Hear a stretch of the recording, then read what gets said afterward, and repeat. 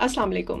Welcome to my YouTube channel bloom with Ansa. मैं हूँ आंसा Noorin and आज के इस एपिसोड में हम बात करने जा रहे हैं हमारी जो एक ऑन गोइंग सीरीज़ है इंग्लिश कन्वर्सेशनल प्रैक्टिस की, उसके बारे में। उसमें मैं आपको कुछ टिप्स देना चाहती हूँ, जिसमें मुझे किसी ने क्वेश्चन भेजा था कि आपने जहाँ पे बाकी सारी टिप्स की बात बताई कि आप लिसनिंग पे तवज्जो दें, आप स्पीकिंग पे तवज्जो दें, आप खुद को रिकॉर्ड करें अपने स्क्रिप्ट के साथ और फिर उसको सुने और अपना क्रिटिकल एनालिसिस करें और फिर वापस उसको जाके रिपीट करें और प्रैक्टिस में लेके आएँ। वहाँ पे आपने जो रीडिंग की स्किल है उसकी बात नहीं की, तो दैट इज़ करेक्ट।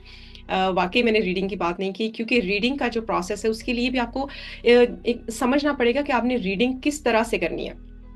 जब आप रीडिंग करते हैं किसी लैंग्वेज को अंडरस्टैंड करने के लिए, तो उसका एक बड़ा टेक्निकल प्रोसेस जो मैंने अपनी पर्सनल लाइफ में इस्तेमाल भी किया और मैंने दूसरे लोगों को जिस चीज़ को सजेस्ट किया उनके लिए ये बड़ा कारआमद था।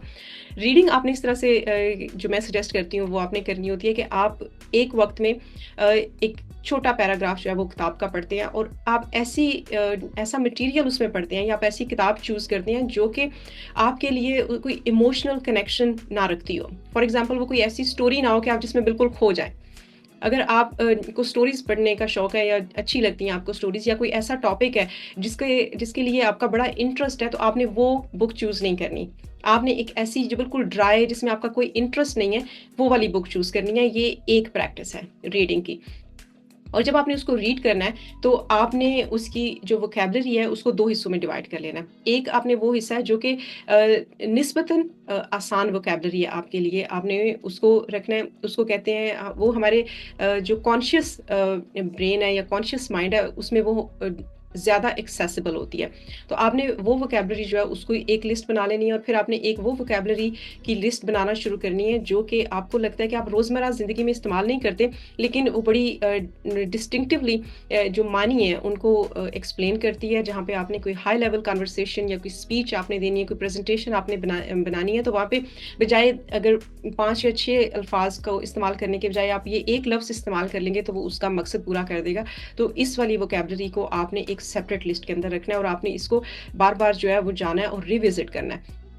तो जो किताब आप पढ़ रहे होंगे उसमें आपने word by word and then combine phrase जो है उसको इस तरह से समझना है कि उसमें से आप नए लफ्ज़ सीखें और उसको आपने अपनी जो जनरल नोटबुक है उसके अंदर नोट करते जाना है। आपने अपनी एक वोकैब्युलरी जो है उसको बिल्ड करना है, वो आपकी पर्सनल वोकैब्युलरी होगी और आपकी पर्सनल वोकैब्युलरी में 1500 से लेके तो 3000 तक जो वर्ड्स हैं वो होने चाहिए।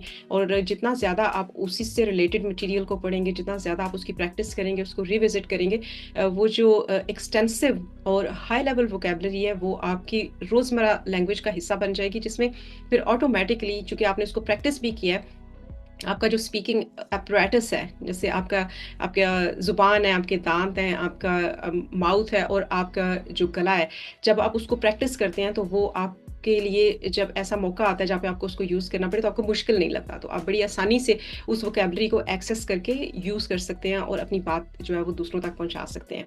तो दैट इज़ वन थिंग जो कि आपने करनी है। एंड आपने रीडिंग मटीरियल वो चूज़ करना है जो कि जिसमें आप खुद को बिल्कुल लॉस्ट फ़ील ना करें।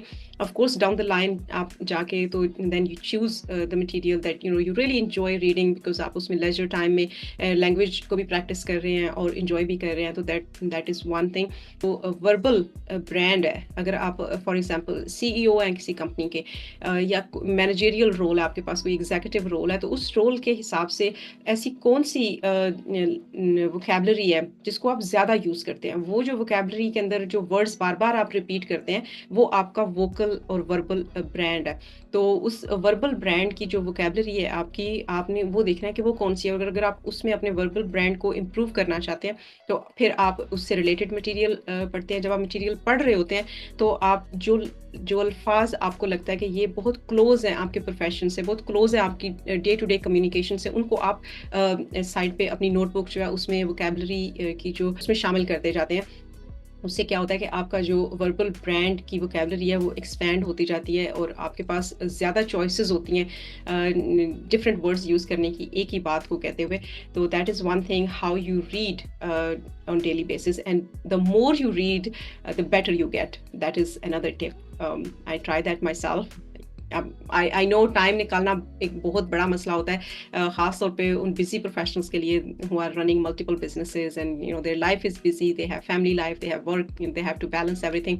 बट रीडिंग के लिए टाइम ज़रूर निकालें, और सबसे बेहतरीन टाइम जो रीडिंग का है वो है सोने से बिल्कुल 10-15 मिनट पहले।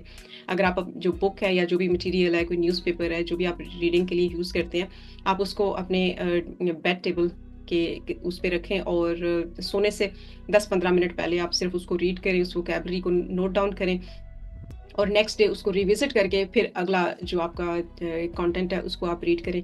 तो that would be my tip to get better with your understanding of English and English conversation. All the best and take care. और before I let you go, I want to remind you, अगर आपने अभी तक मेरे इस YouTube channel को subscribe नहीं किया तो इसको सब्सक्राइब कर लें, इस वीडियो को थम्स अप दें और बेल आइकन को प्रेस कर दें। थैंक यू, अपना बहुत सारा ख्याल रखें, ग्रो करते रहें, इवॉल्व करते रहें, and live with passion and chase your dreams.